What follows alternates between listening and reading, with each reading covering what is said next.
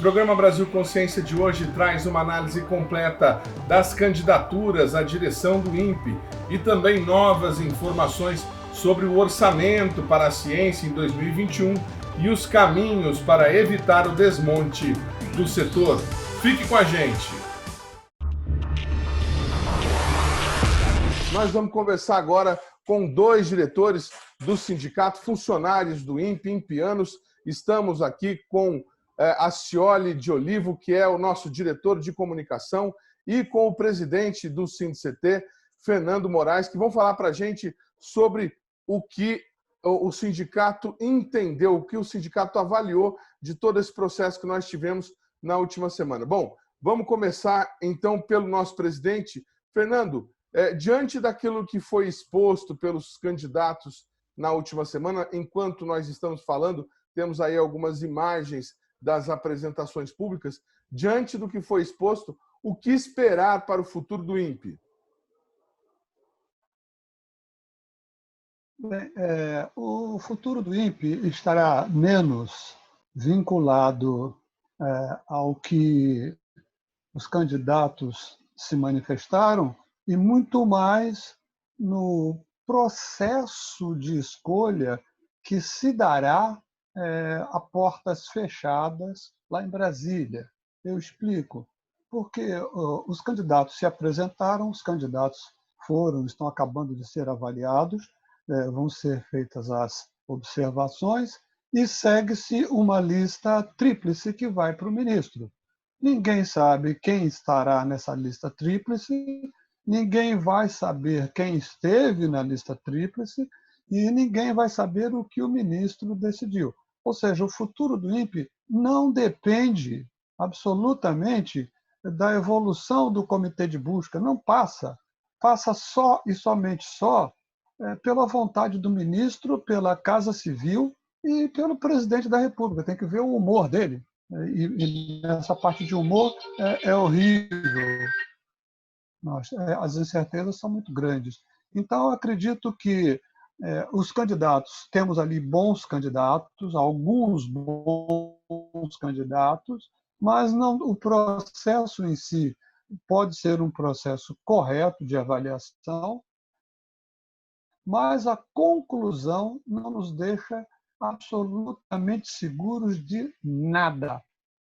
Muito bem. Vamos perguntar para o Acioli. O Acioli, o diretor de comunicação do sindicato, escreveu uma carta, né, logo após aí as apresentações públicas, que está disponível no site do SINDCT. Você pode acompanhar por esse endereço que o Fernando está exibindo aí na tela dele, o www.sindct.org.br. Está lá disponível a carta. E, entre outros aspectos, a carta chama a atenção para um problema que foi abordado durante aí as apresentações. O orçamento do INPE para o ano que vem sofreu 14% de redução naquilo que seria destinado pelo Ministério de Ciência, Tecnologia e Inovação e sofrerá um corte de 50% naquilo que será destinado pela AEB. Acioli, 2020 pode ser o começo do fim para o INPE, com um recurso que mataria o órgão por inanição?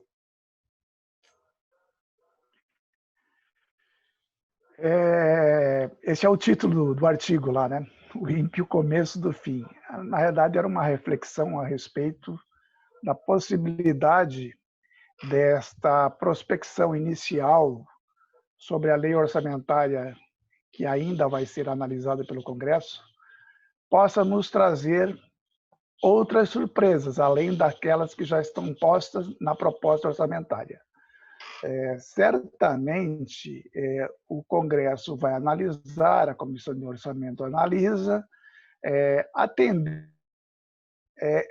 raramente ela alterar para mais, né? Então, esses números que você citou, eles podem ficar mais reduzidos ainda, o que, de certa maneira, confirma essa hipótese que você coloca, que 2021 pode ser o início do fim do INPE. Pode ser, digamos, eu não diria que é o início do fim do INPE, porque nós, comunidade impiana, sindicato, a comunidade científica nacional e internacional, nós acreditamos que ainda é possível, com um novo diretor, uma ação no sentido de reversão de várias ações que estão colocadas no momento. Uma delas é a questão orçamentária. Eu vejo com preocupação, porque me parece que essa questão da redução de orçamento, e não é uma questão de opinião, são fatos, né? As reduções sucessivas do orçamento das instituições de pesquisa no Brasil e a asfixia imposta pelo governo com a não reposição através de concurso e a barreira colocada, essa é uma verdadeira granada, do qual o Paulo Guedes tem falado, mas a granada foi colocada lá em 2017 com a emenda constitucional 95, que é o teto dos gastos. Todos esses três fatores, mais essa possibilidade de reduzir ainda mais o orçamento para o ano que vem, certamente fazem parte de um processo de desacreditar as instituições públicas, criminalizar o serviço público, dizendo que não presta devida atenção e o serviço adequado à sociedade, e, por fim, faz parte de um projeto que nós sabemos que é do desmonte das instituições públicas.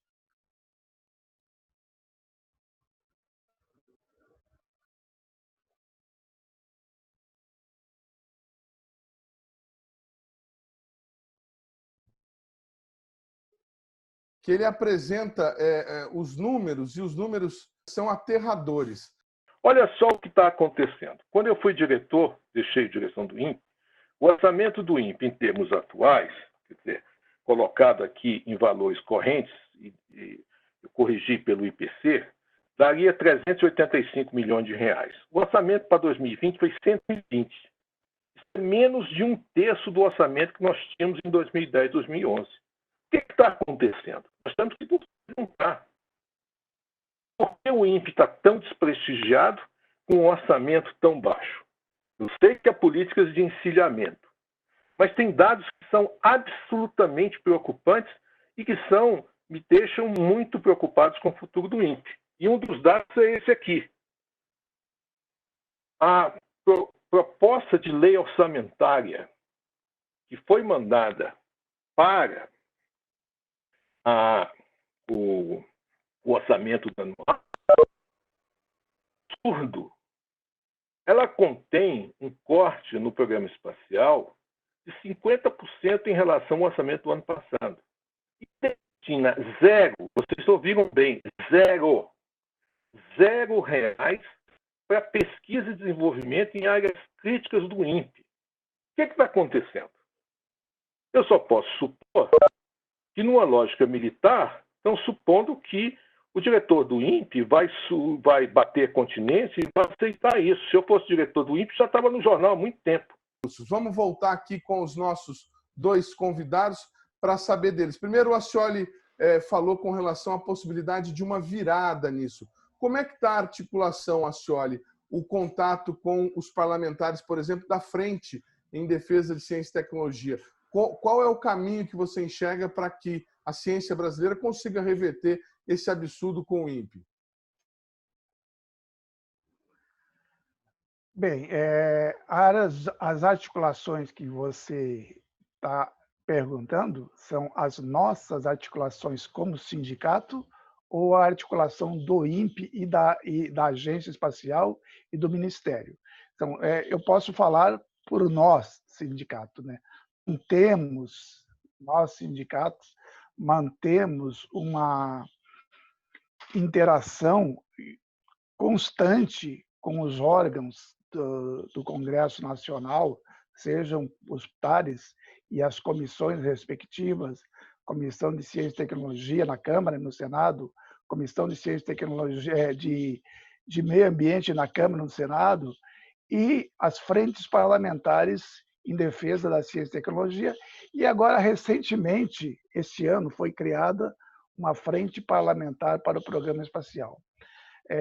Então, do ponto de vista de dever de casa, o sindicato sempre fez isso e vai continuar fazendo.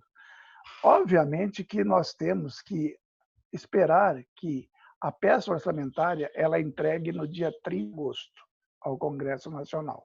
Aí é o governo, isso que eu estou apresentando.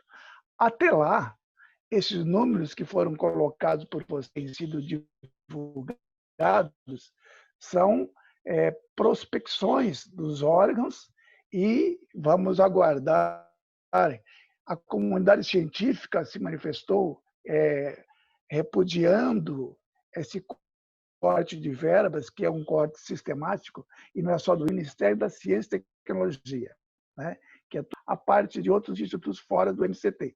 Mas, só olhar para o Ministério da Ciência e Tecnologia, nós saímos de um patamar em 2013 com um orçamento de 12 bilhões de reais, 12 bilhões de reais em 2013, para 3 bilhões e 800 em 2020. E foi um processo decrescente. Quem gosta de matemática, eu vou usar uma expressão que é a definitiva. Foi um processo monotonicamente decrescente. A cada ano, o orçamento foi ser reduzido. E nós chegamos em nem 3.800 bi, um pouco menos de 3.800 bi em 2020. Então, o que nós precisamos, sindicato, nós estamos fazendo essa interação. O Fernando, inclusive, pode falar um pouco mais a respeito, porque nós agimos como sindicato, mas também participamos de outros fóruns com entidades científicas, entidades que se preocupam com as instituições e entidades que representam os servidores públicos. Nesse sentido, eu diria que nós estamos fazendo o nosso dever de casa. O INPE está? Não sei. Eu não sei se o INPE tem digamos, uma assessoria parlamentar. O Ministério tem? O Ministério tem assessoria parlamentar, tem um corpo técnico de assessoria parlamentar. A Agência Espacial tem? A Agência Espacial tem um corpo técnico de assessoria parlamentar. Mas, como eu falei, nós vamos esperar no dia 31 de agosto, quando a peça orçamentária vai ser entregue à Comissão Mista de Orçamento, e aí nós poderemos começar as articulações no sentido de reverter. Mas já adianto, raramente a Comissão de Orçamento aumenta o que foi proposto pelo governo. A hora seria agora de nós pressionarmos toda a sociedade que acha que as instituições de pesquisa e desenvolvimento prestam serviços à sociedade se manifestarem para que o orçamento seja alterado para cima. Muito obrigado, senhor. A deixa foi perfeita, porque eu ia exatamente a partir dessa sua informação passar a pergunta ao Fernando Moraes sobre a movimentação dos outros órgãos, dos outros colegiados envolvendo ciência e tecnologia. Como é que estão os humores no Fórum de CIT, Fernando, com relação a esse corte significativo do orçamento da ciência para 2021? Bem, no Fórum de CIT ocorre o mesmo sentimento que no CINDCT, que é uma representação também no Fórum, de cortes violentos, de massacre.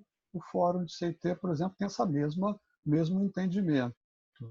Agora, podemos abrir isso para outras instituições. Por exemplo, a SBPC, Sociedade Brasileira para o Ciência, tem lutado muito, juntamente com as entidades civis, sindicatos, associações, até grupos empresariais, contra esses cortes. Recentemente, conseguiu-se reverter a destruição do FNDCT. A FNDCT é um fundo onde caem bastante recursos vindo, não é um fundo que vem diretamente do governo, mas é um fundo, como vários outros, em que se aportam recursos vindos do pré-sal, vindos da agricultura, que são para ser desenvolvidos processos de pesquisa e científico e tecnológico para o bem do Brasil. O governo atual, o governo Bolsonaro, tentou pegar para ele todos esses fundos. E foi uma luta muito grande, onde conseguimos, nós estávamos presentes, isso se deu desfecho no dia 4 ou 5 de março, ainda não estávamos em quarentena, no Congresso Nacional conseguimos fazer essa grande reversão, de escapar de 120 e tantos fundos que seriam engolidos pelo governo, e os recursos que estavam com esses fundos seriam destinados para outras situações, como, por exemplo, o pagamento dos juros da dívida pública, que juros e dívidas são questionáveis e ninguém tem coragem de fazer auditoria. Conseguimos salvar o FNDCT, que é o Fundo de Desenvolvimento para Ciência e Tecnologia. Existem outros grupos que o CINDCT participa e que o Fórum participa também, de frentes do serviço público em que essas questões são colocadas. A Frente em Defesa do FNDCT são união de inúmeras instituições pelo Brasil, do Brasil afora. Então, nós estamos participando. O sentimento é de massacre. Todos os setores. Agora, eu pergunto, um país rico como o Brasil é um país rico, ninguém discute. O Brasil é um país rico, tem uma classe trabalhadora competente, tem condições de alavancar todo e qualquer processo de desenvolvimento, de industrialização, de crescimento agrícola. Mas por que o país é pobre, o trabalhador é pobre e somente um pequeno grupo que se beneficia das riquezas do país? Este é que é o grande problema. Se apoderar das riquezas do Brasil. O nosso subsolo é rico, o nosso solo é rico, os nossos rios, os nossos mares, a classe trabalhadora é muito forte, muito competente, os nossos técnicos, os nossos especialistas são competentes. Ou seja, isso é riqueza. Mas essa riqueza não vem para o país e não vem para a classe trabalhadora. Isso fica com o governo, e este governo, este e até outros, mas este descaradamente, pega esse dinheiro e está com a única preocupação de pagamento da dívida, de juros da dívida pública, e que é um absurdo. Outros países mais sensatos falaram, não vou sangrar o país. E esses países melhoraram, mesmo na pandemia. Encerro. Edmond, posso fazer uma complementação? Por favor. Eu acho que o Fernando tem acompanhado bastante esse fórum em prol, que foi criado lá no início do ano, de várias entidades em defesa do FNDCT. Como ele disse, é um fundo que não é um recurso extra-orçamentário, né? Advindo de várias categorias. E naquele momento que foi criado esse fórum, a ameaça era justamente o que o Fernando já apontou. O governo Bolsonaro extinguia numa canetada, através de uma medida provisória, que é um instrumento extremamente forte que os governos têm de impor a sua vontade, numa canetada extinguia todos os fundos, zerava os fundos, e quem quisesse criar novos fundos teria que ser criado, e o governo, o Fernando falou, se apropriaria desses recursos, que são recursos fantásticos. Mas lá foi o relator, o senador Otto Guerra, lá no Senado, né? Ele apoiou as nossas reivindicações e tirou o FNDCT dessa extinção, porque não se justificava extinguir. Existem fundos, uma quantidade imensa de fundos, eles foram criados com a Constituição de 88, que não tem razão de ser. Mas o FNCT e o Fundeb, especialmente, são os fundos que mais têm ação importante para alavancar o desenvolvimento da ciência e tecnologia e da educação. Então, nós conseguimos lá barrar a extinção do FNCT como um fundo. Mas ainda assim, eu queria salientar algo que é o seguinte: esses fundos eles são fundos contábeis, eles servem para fazer a conta positiva do governo, para dar o superávit primário, mas ele nunca é liberado, raramente ele é liberado. E ontem nós tivemos uma vitória incrível, que foi a aprovação no Senado do PLP 135, que esse dinheiro libera, ele passa de ser um fundo contábil para ser um fundo financeiro, para financiar todas as atividades. Claro que, e nesse aspecto, esse fórum que o Fernando tem acompanhado, o Fórum em Defesa do FNCT, teve um papel fundamental, capitaneado pelo ex-ministro Celso Panceira. Eles fizeram uma articulação muito grande, próximos, e todas as entidades, inclusive o CINCT e o Fórum de Ciência e Tecnologia, que faz parte desse grupo, eles tiveram uma interação forte e conseguimos sensibilizar o Congresso, o Senado, que votou por unanimidade. Não foi unanimidade porque teve um voto contra, nem sei quem foi o voto contra. Mas isso é a primeira parte dessa luta. Liberação desse dinheiro. O dinheiro não vai ser tomado pelo governo e agora a segunda parte, o dinheiro tem que ser liberado para transformar um fundo que é um fundo contábil num fundo financeiro. Tem mais ainda passos. Por exemplo, agora ele vai para a Câmara.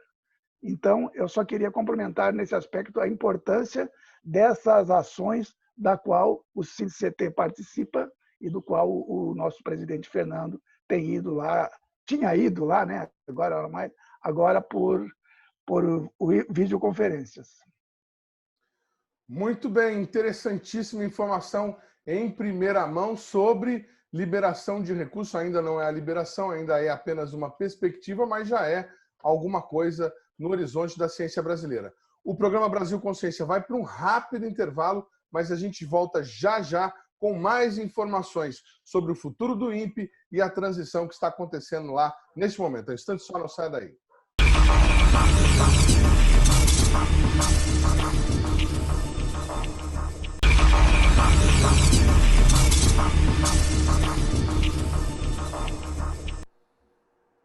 Segundo bloco, o programa Brasil Consciência de volta, falando hoje, trazendo mais informações quentíssimas sobre o futuro do INPE e o processo de transição que está acontecendo dentro do Instituto nesse momento. Reforma administrativa, eleição de novo diretor. Bom, eu vou direto dos nossos convidados fazer a seguinte pergunta. Dos 9 candidatos que se apresentaram, considerando aqueles projetos desenvolvidos por eles durante a apresentação, quais deles vocês acreditam que estarão na lista tríplice, que será entregue ao ministro Marcos Pontes, e quais deles, na opinião do CINCT, deveriam estar na lista? Quais seriam os favoritos aí, segundo a visão do trabalhador, se é que existe algum? Essa é uma pergunta um pouco complexa de responder. Eu gosto muito de ler o Padre Vieira. O Padre Vieira, ele começava os sermões dele falando o seguinte: desculpe, mas não vou ser breve. Eu acho que essa resposta exige um pouco mais de reflexão.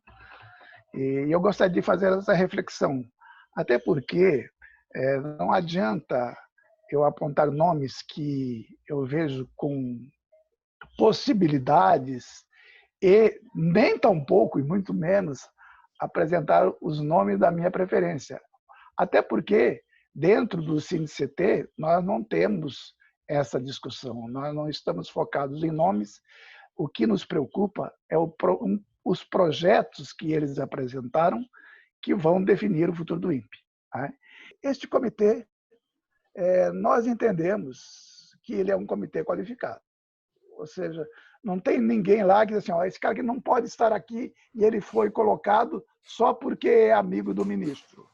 Alguns podem até ser amigos do ministro lá, mas eles estão lá porque têm qualificação. Segundo, esse comitê é presidido por uma pessoa muito qualificada, o professor João Azevedo.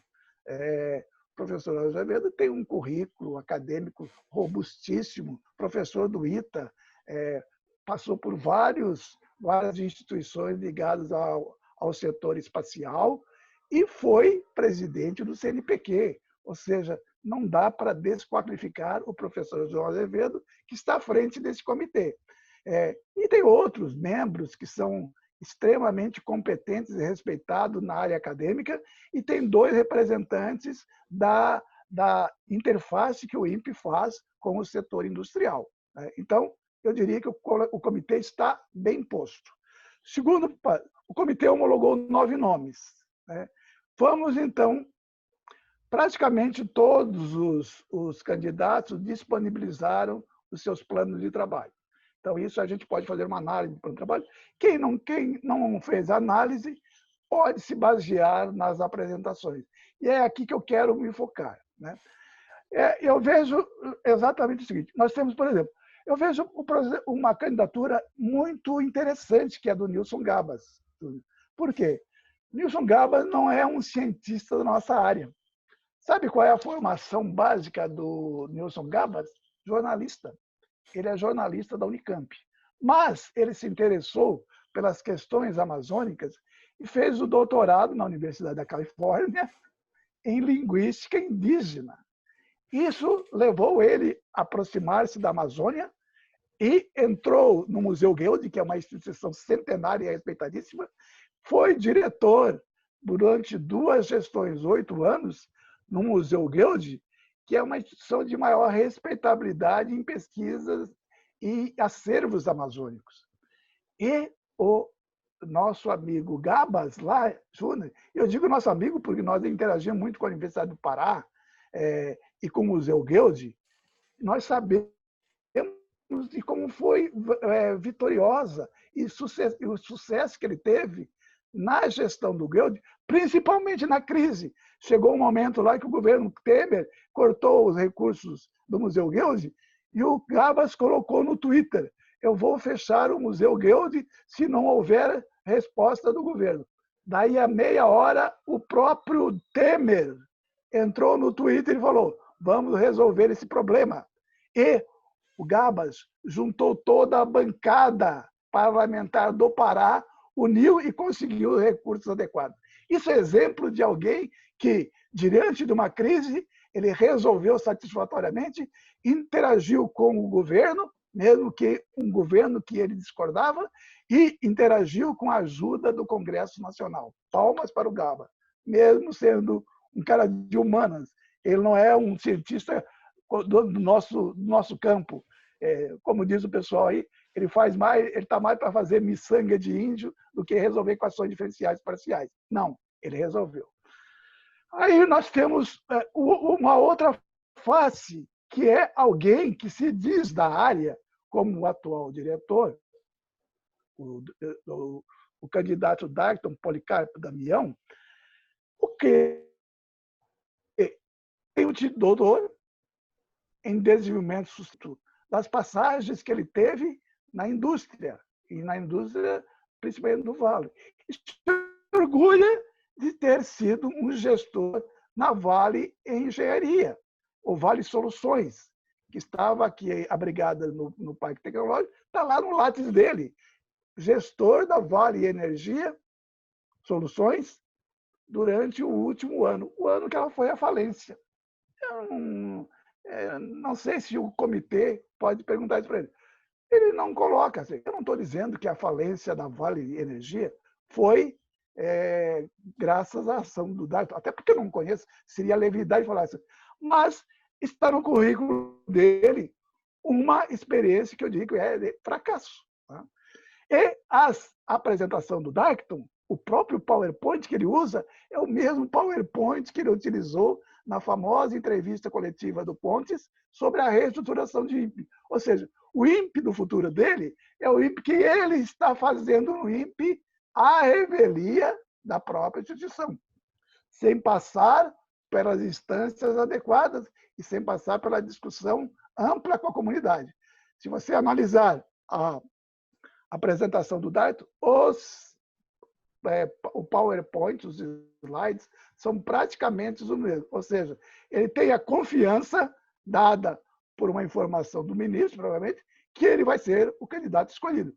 Tanto que, na proposta de futuro, ele apresenta os próprios programas da reestruturação. Mas ele não tem um currículo acadêmico que se equipara aos outros, por exemplo, ao do Gilberto Câmara, ao do Clésio Nardim e ao do Victor Pellegrini. Ou seja, se nós formos, se eu tivesse, eu digo assim, se eu tivesse no comitê de busca, eu, num primeiro corte, eu analisaria os currículos acadêmicos de gente que fez, produziu, produz ainda e tem uma interface muito grande com todas as áreas tão complexas como o INPE é. Darkton não tem isso aí. Não é que eu não goste, eu não gosto nem desgosto, nem conheço o Darkton pessoalmente, nunca interagi com ele, nunca me fez mal nenhum, mas eu digo, numa primeira análise, o currículo dele está abaixo desses 4 que eu coloquei, desses 3, e abaixo de outros que eu quero pontuar. Então, nesse aspecto, o Darkton tem um trunfo forte, que ele é amigo do ministro, e nós queremos acreditar que o ministro não deva interferir no comitê de busca. Porque se ele fizer isso, e o Fernando falou assim, ele pode dar um telefonema. Eu duvido que esse telefonema ficaria entre 4 paredes. São cinco membros lá, nós saberíamos disso. E seria desmascarado. Eu acho que o ministro ele deve ter defeitos, mas um deles não é ser tão ingênuo e fazer essa abordagem dessa forma. Aí, eu queria falar de um outro candidato que tem um currículo excelente, que é o Luiz Eduardo. Aliás, ele trabalha lá na mesma área que o Fernandinho, depois o Fernandinho pode falar. O Luiz Eduardo ele tem um currículo acadêmico muito bom. Entrou no INPE recentemente, em 2013, né? Não tem experiência de gestão, ele tem boas ideias, mas ele não foi provado ainda. Ele não está na hora dele sentar na janelinha ainda. Ele tem futuro, eu diria que o Luiz tem futuro. Por quê? Tem um currículo excepcional. Mas ainda não basta ter um currículo acadêmico excepcional para dirigir uma instituição tão complexa quanto o INPE. A iniciativa dele de ser o proponente do projeto o Telescópio Galileu é excepcional valor. Ele tem trabalhado, inclusive, com o Congresso, fazendo uma ponte que eu acho importante. Mas ainda ele não está capacitado, na minha modesta opinião, para sentar na janelinha. Os outros nem vou falar. O Kleber fez uma apresentação de 10 minutos, busca errada, né? O professor Augusto José, ele tem um currículo muito bom, mas entrou na sala e INPE não é climatologia. Então, voltamos aos 4 candidatos. Esse é o candidato da indústria. Não, veja assim, eu desafio as pessoas a entrar no Lattes do René e encontrar as empresas do qual ele foi gestor. Ele fala que foi gestor. São empresas que você não acha o site, não desaparece. Você vai procurar os endereços que ele dá, é um casebre. Eu acho que ou ele preparou mal o Lattes dele, ou essas empresas de qual ele tanto se orgulha, e ele, como gestor que se diz qualificado, ele ficou 1 ano, 2 anos, um executivo do nível que ele se diz, ele teria carreiras longas e seria disputado, a não ser que ele muda tanto que ele é disputado, não sei, pode ser isso. E outra coisa, ele tem um recém-doutorado em 2016 no ITA, onde, na mesma época, 2013 a 2016, onde ele tinha uma carga de 40 horas numa empresa da Inglaterra. O ITA, que eu saiba, não tem doutorado à distância. Nem a acusação. Ele poderia ter esclarecido o que aconteceu. Então, eu também descarto. E aí chegamos aos 4. O Clésio Nardim, Gilberto Câmara, o Gabas e o Victor Pellegrini. Aí eu vejo o seguinte, são 4 candidatos realmente qualificados. Né? Que gostemos ou dele ou não, tenhamos ou não simpatia. Eles são qualificados por quê? Eles preenchem os requisitos do edital. Eles são doutores, eles são líderes nas suas áreas, eles foram, quase todos, foram grandes gestores. O Clésio não tem uma experiência grande de gestão ainda, mas ele é coordenador de área no INPE, que é o segundo cargo de gestão do INPE. O Clésio, então, ele tem essa capacitação. E ele foi, ou é, presidente e vice-presidente de sociedades científicas nacionais e estrangeiras qualificadas. Então, ele não é alguém que se pode dizer, eu não gosto do Clésio, eu vou discordar. Não, ele é qualificado. E ele foi o líder de um projeto que tem um grande futuro, que é o clima espacial, que é o estudo da interferência das explosões solares nas telecomunicações na Terra. Estudo que pode salvar o universo. Existem várias teorias que o mundo, a Terra, vai acabar graças às explosões solares, porque elas podem interferir tanto e paralisar as comunicações que vai ser o caos. Então, ele foi o proponente, o grande líder que, durante 5 anos, ele dirigiu essa área. Então, eu diria que o Klepper. E tem o Gabas, que já tem essa experiência grande, né, no Museu Guild, o Gilberto Câmara, que foi gestor em 2 oportunidades do INPE, e ele, durante a gestão dele, ele projetou o INPE sob o ponto de vista da área ambiental. Ele recebe muitas críticas porque diz que ele pode ter esquecido outras áreas em função. Mas se o INPE hoje tem protagonismo na questão de ambiental, foi graças ao Gilberto. Na gestão dele, o projeto PROD deu continuidade, se ampliou, e o DT começou e conseguiu, graças aos dados produzidos pelo INPE e a política fiscalizatória do IBAMA, nós saímos de 27.500 km² desmatados para ano, para em 2013 e 2014, 4.500 km². Isso é política ambiental de sucesso, isso é política pública de sucesso. Ou seja, todos os defeitos que o Gilberto Câmara possa ter, essa é uma qualidade. Tá? E durante a gestão dele também foi lançado um CIBER, então ele também teve interação com a política espacial. E com outras áreas também. Então, e hoje ele é um dos caras que está à frente do GEL, que é um órgão das Nações Unidas responsável pela política espacial do mundo, né, do país. Ele é o secretário-geral, que é o cargo mais importante das organizações da ONU. Então, o Gilberto está lá. Então, ele entende do assunto, teve experiência de gestor. Gilberto, eu posso falar de experiência própria, teve muita interação com o Congresso. E eu digo 2 interações que foram fundamentais. Nos recursos para o projeto Clima Espacial, 5 milhões, e nos recursos para criar o Centro Regional da Amazônia, junto à bancada do Pará, 7 milhões de reais. Foram ações específicas do governo Gilberto Câmara. Então, está preparado também. Por último, nós temos o Victor Pellegrini Mamana.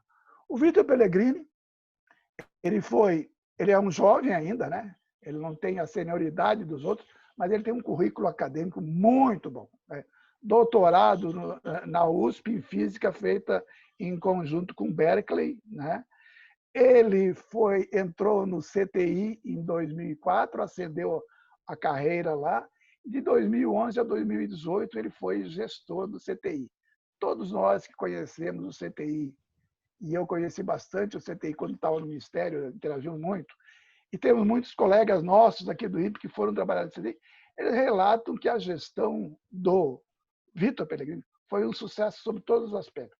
E uma gestão participativa, colaborativa, respeitando as instâncias internas, compartilhando com todos, delegando poderes. Eu digo que, sob o ponto de vista de gestão de todo mundo aí, o Victor fez a melhor gestão sobre isso que nós queremos para o INPE. O que é que eu quero o INPE? Quero um INPE forte, eu quero um INPE de realizações, mas eu quero um INPE que discuta com a comunidade interna e com a externa e a internacional, passo a passo, para que não esteja descolado da sociedade.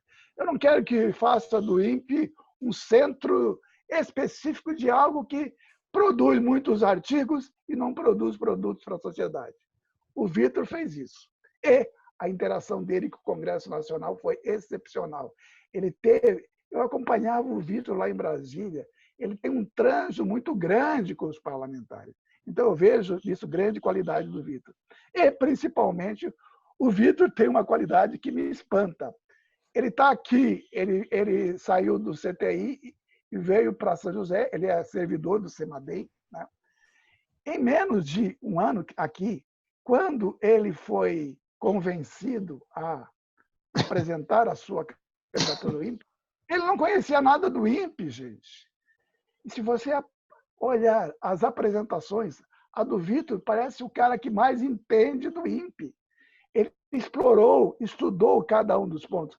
Ele demonstrou interesse sobre o que o INPE é, o que o INPE está fazendo e o que o INPE pode fazer. Então, eu diria, para resumir, e agora esgotou o meu tempo de Padre Vieira, para resumir, eu diria o seguinte: nós temos 4 candidatos que o Comitê de Busca pode dizer assim, ó, poderia até tirar um palitinho. Quem tirar, vão tirar fora, porque os quatro candidatos são muito bem qualificados. Obviamente que o Gilberto tem muito mais qualificação acadêmica do que o Gabas, na nossa área. O Vitor tem mais qualificação geral do que o Clésio, mais ampla. Mas o Clésio tem muita qualificação na área específica do CE. E o Clésio tem boas ideias também. Não sei se ele vai conseguir ter a independência. Para encerrar, eu diria o seguinte: o meu ponto de vista, que eu acho que eu já conversei com outros diretores, que eu posso estar representando a ideia do próprio direção do sindicato, e se eu estiver errado, depois edite isso e o Fernandinho pode corrigir. Eu digo o seguinte: nós temos dois campos de candidatura. De um lado, nós temos 3 candidatos que têm muita experiência de gestão e tendem a fazer uma gestão com maior independência. Não que eles vão trombar com o governo, mas eles vão preservar a instituição no que ela tem de melhor, que é a credibilidade da instituição, baseada no reconhecimento dos seus produtos e da sua experiência em realizações científicas. E, do outro lado, nós temos um candidato, que é o Clésio, que tem menos experiência, e um candidato que eu não sei, ainda por ser jovem e por não ter essa experiência de embates, se ele teria a independência necessária. Mas eu espero que, se o Clésio estiver na lista tríplice e ele for o escolhido do ministro, ele possa fazer aquilo que ele se propõe a fazer, de fazer um INPE forte, e mantenha a independência necessária para que nós possamos sobreviver. Por último, e não menos importante, qual o grande desafio para o INPE no momento? 3 grandes desafios. O primeiro, falta de pessoal. Segundo, falta de recursos. Terceiro, ingerência do governo. O próximo e os candidatos, esses 4 candidatos, apresentaram algumas alternativas para superar esses entraves. O próximo diretor que conseguir combinar a sua experiência com propostas e interação com a comunidade externa e interna para trazer gente, conseguir recursos e manter a credibilidade graças à independência, esse é o meu candidato. Encerro. Muito bem. Bom, o programa Brasil Consciência vai para um rápido intervalo e a gente volta já já com muito mais informação para você. Um instante só.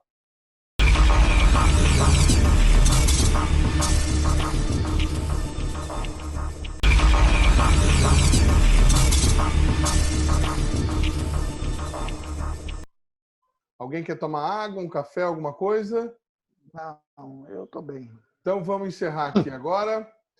Terceiro bloco, o programa Brasil Consciência de volta, falando hoje sobre os desdobramentos de toda a movimentação no INPE. Temos reforma administrativa sendo imposta ao mesmo tempo em que temos um processo de escolha, um comitê de busca aberto para definir o sucessor de Ricardo Magnus Galvão. Fernando, eu queria trazer para o nosso telespectador, as pessoas não têm ideia de como que as coisas acontecem. A reforma administrativa que está sendo proposta, ela não foi discutida da maneira como deveria ser, não passou pelo comitê técnico-científico do órgão e foi colocada em funcionamento, na prática, antes de ser, de fato, homologada, publicada, enfim. O sindicato reagiu, os servidores reagiram e foi publicada uma carta na qual os servidores, os pesquisadores, alguns renomados pesquisadores do Instituto, acusaram uma militarização da instituição por conta da imposição dessas reformas. Como é que está hoje, nesse momento, no momento em que nós já temos aí um processo de escolha em andamento, com o atual diretor sendo o candidato e sendo o favorito para muita gente? Esses pesquisadores, esses trabalhadores temem pelo futuro deles e pelo futuro da instituição? Primeiramente, queria esclarecer o seguinte: o atual interventor militar ele não é o favorito de muita gente. Ele é o favorito de uma meia dúzia de pessoas. Não tem muita gente que o vê positivamente. Pode ser que dentro da caserna, os militares que estão no MCT possam vê-lo como a figurinha-chave para a administração do INPE. Segundo, por experiência ao longo de 40 e muitos anos trabalhando no INPE e com muito contato com o CTA, o IAE e IAV, eu aprendi o seguinte: toda vez, na maioria das vezes, na verdade, na maioria das vezes que se troca o diretor de um instituto lá dentro do CTA, no caso do IAE, IAV, ou seja lá o que for, a primeira coisa que ele faz é que esse brigadeiro ou esse coronel, ele vai fazer uma reestruturação. Quando muda, o pessoal do CTA já sabe, vai fazer uma reestruturação. Isso aí é curricular. Ele faz porque eu entendo, na minha opinião, é que isso é importante para o currículo dele. Fez a reestruturação do órgão tal. Então, isso ele entrou e já vai para a reestruturação. Isso aí, então não pega nada de novidade para o INPE e não traz nada de sentimento, de positividade. Não existe, porque a gente sabe que é aquela mesma coisa. Tanto é que o IAE já passou por vários diretores, várias reestruturações. É só perguntar para o pessoal do IAE, eles saberiam dizer isso claramente. E não houve melhora em nada, pelo contrário, eles reclamam para a gente que só piorou, é o que a gente ouve. Segundo, o candidato indicado para o cargo de interventor, ele vem da caserna e ele tem uma mentalidade do militar. Eu sou engenheiro, puramente engenheiro. Então, e vários cursos de engenharia de segurança. Então, no que eu faço e no que eu olho, no que eu vejo, eu estou vendo a questão de engenharia e eu estou vendo a questão de segurança. O atual interventor militar no INPE, o coronel Darkton, ele é militar, então ele traz aquilo quase que no DNA dele, a postura do militar. A postura do militar antes de mais nada, a obediência e a não contestação. Já no lado do engenheiro, se eu coloco a minha ideia para o meu chefe, ele pode falar, não quero isso, mas eu vou pensar, eu vou ver. Ou então, se subordinados me falassem, olha, vamos ver isso, aquilo, opa, então tá bom, claro, vamos discutir isso aí. Ah, é verdade, você está certo. Mas no ambiente militar não tem aquela contestação. Pode até haver, mas isso é muito frágil. É muito frágil. A obediência, a hierarquia é fundamental no DNA do militar. O militar é superior ao de baixo tranquilamente. E é ele que manda, é ele que decide. Então, isso está dentro da estrutura do que se pode esperar de um gestor militar no INPE. Aí já não seria uma intervenção militar, depende do que vai acontecer. No momento, é uma intervenção militar. Foi uma intervenção no INPE, assinada por um militar, indicando outro militar para intervir no INPE. desrespeitando a sequência, que na substituição do Galvão entraria o diretor substituto, o vice, até que seja feita uma nova escolha. Isso não foi feito. O ministro Pontes, por mais que a gente goste dele, ele desrespeitou isso aí. E nós deixamos claro isso para ele, em 2 oportunidades lá em Brasília. Deixamos isso claro. Ora, não contra Darkton, que seja ou que não seja, mas o processo em si não foi bom. O processo não foi bom. Então, essa militarização, na verdade, não tem uma militarização no INPE atualmente. Não existe uma militarização. Existe um militar administrando o INPE num processo que fugiu dos padrões clássicos de escolha, ou seja, uma intervenção, e ele coloca as ideias dele. Uma militarização seria colocar mais militares dentro da estrutura, que eu não sei se em o Darkton sendo escolhido ele iria colocar um monte de militares, que é o que está na moda no governo Bolsonaro. Abrir um cargo, põe um militar. Não abrir um cargo, abre, mas coloca um militar. Aposentou um chefe, coloca um militar. Haja visto o Ministério da Saúde e as consequências para a saúde que está todo mundo vendo no Brasil e pelo mundo afora. Então, por enquanto, não tem uma militarização. Quanto ao fato de assinar um texto, um documento, contestando, obviamente, pode ser que o Darkton, por ser militar, por ser um coronel, por estar no comando, por ser o dono da jogada, ele possa até se sentir atacado, pode ser contestado, e para o militar, como eu já falei, ser contestado por subordinados, isso é horrível, ele deve se sentir mal. Tanto é que o relacionamento dele com servidores do INPE é zero.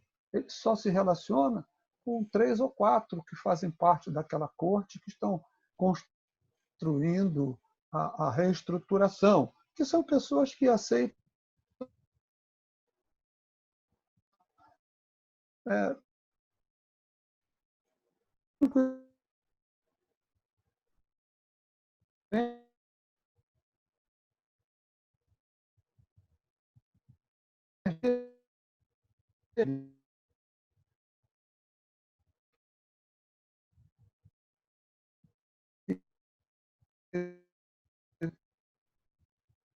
pode ser que tenha uma sugestão, ele agiu como ele. Se for, espero que se fosse, que eu não gostaria de ter o Darkton como diretor do INPE, eu não gostaria, ele não tem o perfil que eu gostaria que tivesse, mas ele está no jogo e o jogo tem que ser jogado. É um processo que espero que respeitem as regras do processo democrático da portaria e da lista tríplice da função do comitê. Mas eu não gostaria que ele tivesse porque o perfil dele não satisfaz a comunidade. O INPE é um órgão civil, o INPE é um órgão de função civil e que deve ser gerido com a mentalidade civil para os objetivos que a nação o determinou. Não adianta você querer distorcer, criar uma reestruturação para asfixiar um setor, para crescer outro. Não se concorda com isso. A comunidade não aceita, mas não tem medo de ter assinado esse documento. Não haveria. Seria muito pior para o futuro diretor do INPE se ele trabalhasse essa lista, como tem essa lista dos 579 servidores que se declararam antifascistas por não concordarem com esses ataques ao Senado, à Câmara dos Deputados, ao STF, à Constituição, se declararam antifascistas. Então surgiu essa lista e que agora tem um dossiê a respeito, que é o que se fala por aí, e que isso pode ser usado contra essas pessoas, para perseguições. Já existem perseguições. No governo Bolsonaro já existem perseguições. Dentro do Fórum de CT nós temos casos. É isso. Mas os servidores do INPE não devem ter medo, não, porque isso não vai acontecer. A estrutura nossa. Você concorda, Scioli, independente aí de qual seja o resultado do processo eleitoral, se nós tivermos o candidato do governo escolhido, mesmo assim os servidores terão seu direito de opinião e sua integridade preservada, na sua opinião? A militarização do INPE não vai afetar as vozes do Instituto? Vamos raciocinar por hipóteses, no sentido de se o Dactum for efetivado. Primeiro, a questão, o Fernando está falando a respeito, você citou, né, as duas cartas que circularam, foram duas, na realidade. Uma de pesquisadores do INPE e outra de membros do Conselho Técnico e Científico. Ambas as cartas estão assinadas e elas certamente estão nas mãos do interventor, e o que ele fará, na hipótese de ser o ungido, é algo que nós temos que raciocinar sobre hipótese. Primeiro, eu me orgulho de ter assinado a lista dos pesquisadores do INPE. Aliás, e é um orgulho que é o primeiro da lista, e não é por qualificação, é por ordem alfabética. Mas, sob o ponto de vista de retaliações, eu seria o primeiro a ser apontado, né? Então, ambas os documentos que circularam e que tinham os destinatários eram os membros do Comitê de Busca. Era a preocupação da comunidade e do Conselho Técnico e Científico sobre a reestruturação que estava em curso no INPE e talvez continue, ainda esteja, não sei se está parado. Mas naquele momento que nós nos reunimos, discutimos a situação, conversamos com a comunidade interna para ver se ela tinha sido consultada, e a resposta foi não. O diretor, ele fez reuniões, sim, mas sempre em pequenos grupos. É um petit comitê. Então, nesse aspecto, o objetivo da carta, ao se dirigir aos membros do Comitê de Busca, era mais no sentido de dizer: olha, pessoal, vocês vão analisar currículos e candidatos a diretor do INPE, mas atente a um fato: os candidatos estão submetendo propostas através do que está definido no regimento interno. O único candidato que vai apresentar uma proposta diferente é o atual interino do INPE, porque certamente ele vai apresentar uma proposta sobre o INPE que ele está querendo mudar. O Fernando apontou uma coisa muito interessante que eu gostaria de avançar. Ele diz que é da natureza do militar participar e responder a estruturas hierárquicas e responder a comandos de poder. Hierarquicamente, um militar em posto hierárquico superior, ele não contesta do cargo abaixo, porque o de cargo abaixo não contesta um superior, porque isso pode ser caracterizado como uma insubordinação. Na ciência não funciona dessa forma. Na ciência funciona um mérito. E o INPE é uma instituição de mérito. Então, todas as mudanças que o INPE poderia até ter uma reestruturação, mas um candidato ou um diretor que propusesse uma reestruturação, o que ele faria inicialmente? Ele faria um estudo para apontar quais as deficiências que o INPE tem. E, a partir da identificação dessas deficiências, ele diria, então, esse aqui é o map road que eu vou ter. Vamos seguir esses passos para objetivar, superar as dificuldades que nós estamos. A proposta do Dactum, pelo que nós sabemos, né, pode ser que ele tenha uma proposta fantástica e que esteja escondida na manga, e ele, escolhido o diretor, ele falou: gente, era tudo brincadeira aquilo lá. Isso aqui é a minha proposta. A minha proposta é, primeiro, vamos encomendar um estudo de uma instituição respeitável para identificar os gargalos do INPE.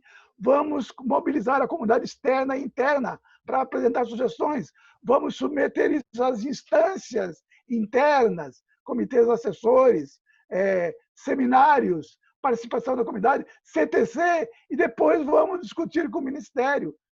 E, por último, depois de uma discussão geral, vamos ter um novo regimento e um novo plano de ação que vai responder às questões de como contratar melhor, como repor quadros, como dar continuidade a projetos, como ter recursos ordinários, orçamentários e extra-orçamentários, e como fazer tudo isso sem incorrer em violar as leis e os órgãos de controle. Se o Garton, no dia 2 da sua posse como diretor eleito do INPE, apresentasse isso, eu diria como eu estava errado. E eu seria o primeiro a ir lá na Avenida dos Astronautas 1758, pediria uma reunião com o Douglas e diria: obrigado, você fez exatamente o que todos nós desejamos. E eu que estive no INPE 48 anos, eu estou muito satisfeito com a sua ação. É um sonho? Não sei. Pode ser esse sonho se tornar um pesadelo. Espero que ele reflita sobre isso, caso seja o escolhido. Tá certo, então eu quero agradecer demais aí aos dois diretores do sindicato por nos atender nessa tarde, fazer essa análise completa e complexa sobre o que foi apresentado. O Brasil Consciência continua monitorando a situação do INPE e a qualquer momento, a qualquer programa, a gente traz mais informações para você. Você que curte a nossa programação pela internet, continua nos acessando aí pelo Facebook, no endereço que está nesse momento na tela. E quem prefere o YouTube, também temos aí a nossa página para você na tela nesse momento. Dúvidas, críticas, reclamações e sugestões, o e-mail do programa Brasil Consciência do SINDICT está aí para você na tela. E a gente volta na semana que vem com mais uma atração inédita. Obrigado pelo carinho da sua companhia, pela sua audiência e um grande abraço. Tchau, gente!